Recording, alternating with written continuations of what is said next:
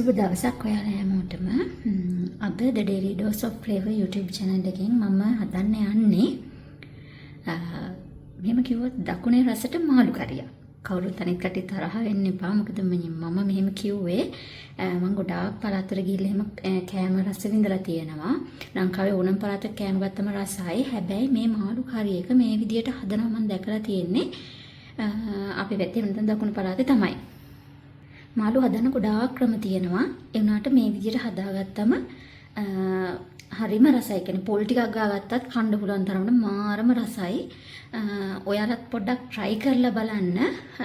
මේක අර වැරදියට ගන්න එපා. මේ විදිහට මාළු හදනවා ගොඩක්. ඒ කියන්නේ ගොඩාක් අය මේ විදිහට මාළු හදන්නේ නැති නිසා ටිකක් වෙනස් රෙසිපි එකක් කියන තමයි මම අද මේ විදිහට මාළු එකක් මාළු හොදි කියලා තමයි අපේ පැත්තේ කියන්නේ. දකුණේ රසට මාළු හොද්දක් හදන්න හැදුවේ ඒ නිසා. මේකට ගොඩාක් දේවල් ඕන වෙන්නේ නැහැ. මම ඉතින්දි පාවිච්චි කරන්නේ මෙන්න මේ දේවල් ටික. කපාගත්ත මිරිස් කරල් දෙකක්, රම්පේ, කරපිංචා, සුදු ලුණු, රතු ලුණු ගෙඩි දෙක තුනක් සහ ගොරක. මේ ටික විතරයි අපි ප්‍රධාන අමුද්‍රව්‍ය විදිහට පාවිච්චි කරන්නේ. ඊට අමතරව 3-5 වගේ ಜಾති විදිහට මම පාවිච්චි කරනවා මිරිස් කුඩු. හරිද? මිරිස් කුඩු, ලුණු සහ ගම්මිරිස්. ඔය ටික විතරයි පාවිච්චි කරන්නේ. ගොඩක් අය මාළු හදනකොට 3-5 බෙදපු 3-5 වගේ දේවල් දානවා. ඊට අමතරව හොඳට පිරිසිදු කරගත්ත මම අද මාළු හොද්ද හදන්න ගන්නේ පරාව මාළු. හොඳට සුද්ධ කරලා කොරපොත එහෙම ඇරලා සුද්ධ කරලා හොදගත්ත මේ පරාව මාළු ටික ගන්නේ. පරාව මාළු කියන්නේ ගොඩාක් ගුණ මාළු జాතියක්.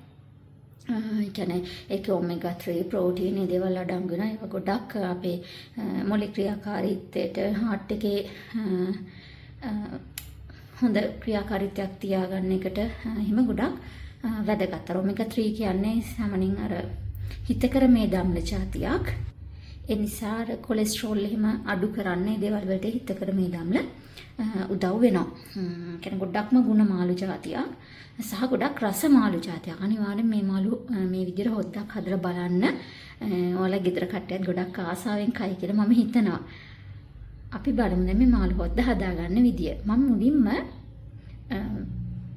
මාළු හොද්ද හදන්න ලේස්තියෙදි මම මුලින්ම කරේ උණු වතුර එකක් රත් කරගත්තා. කෙටල් එකේ උණු වතුර එකක් රත් කරගත්තා.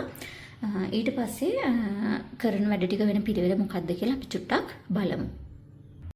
ඔන්න මම මුලින්ම මැටි හත් ටිකක් ලිපේ තියාගෙන මම මුලින්ම මේකට රත් කරගත්ත මේ උණු වතුර ටිකක් එකතු කරනවා. එකතු කරගෙන මේකට මේ වෙලාවේ මම මිරිස් කුඩු තේ හැඳි 2මාරක් වගේ එකතු කරගන්නවා. එකතු කරගෙන මේක හොඳට කලවම් කරගන්නවා මේ විදියට. ඊට පස්සේ මේකට ලුණුත් මම දාගන්නවා. ලුණු තේ හැන්දක් වගේ දාගන්නවා. ගම්මිරිසින් චුට්ටක් වැඩි වුණාට කමක් නැහැ. ගම්මිරිස් තේ හැන්දි 1මාරක් විතර මම මේකට පාවිච්චි කරනවා. ගොඩාක් අය අර කරිස් වලට දානවා වගේම මාළු එක හදද්දී 3-5 එහෙම දානවා. මේකට ඇත්තටම 3-5 අවශ්‍ය වෙන්නෙම නැහැ. ඔයාලට ඕනිම කියලා හිතනවා නම් බැදපු 3-5 කුඩු පොඩි ප්‍රමාණයක් තේ හැඳි කාලක් විතර වුණත් කමන්නේ. මේ වගේ ප්‍රමාණයක් එකතු කරගන්න. ඊට පස්සේ මම මේකට හොඳට සෝදගත්තු මාළු ටික එකතු කරනවා.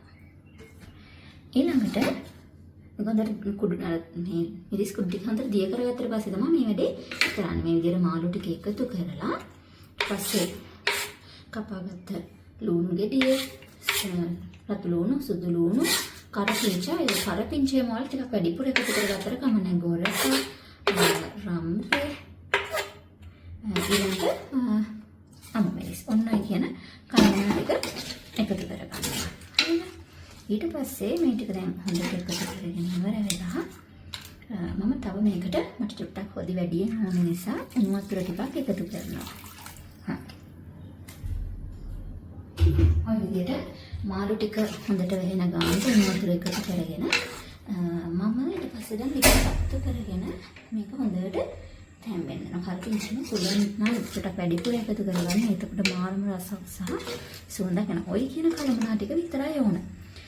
වෙන අර මුලින් තෙම්පරාදු දාලා එහෙම ඕනේ නෑ. තෙල් එහෙම පාවිච්චි කරලා ඒකත් එක විදියක් මාළු හදන. මම කියන්නේ මේ විදියට හදද්දී එහෙම ඕනේ නැහැ. හරිද? මේක තනිකර රතු පාටට හුරුව හදන මාළු හොද්දක්. මේකෙදි 3-5 පාවිච්චි කරන්නේ නැහැ. තෙල් පාවිච්චි කරන්නේ නැහැ. ඔන්න මේ විදිහට තමයි මාළු හොද්ද මුලින් තියෙන. අපි බලමු විනාඩි 3-4ක් තැම්බෙද්දි කොහොමද කියලා. මම දැන් ඔයාලට පෙන්නන්නේ මේ විනාඩි 5ක් විතර තැම්බෙද්දි හොඳට නටන මේ මාළු හොදියක මාරම සුවඳයි කියන ඔයාලා හදලා බලන්න. අනිවාර්යෙන්ම ඔයාලා හැමදාම වගේ හදන්න බලයි.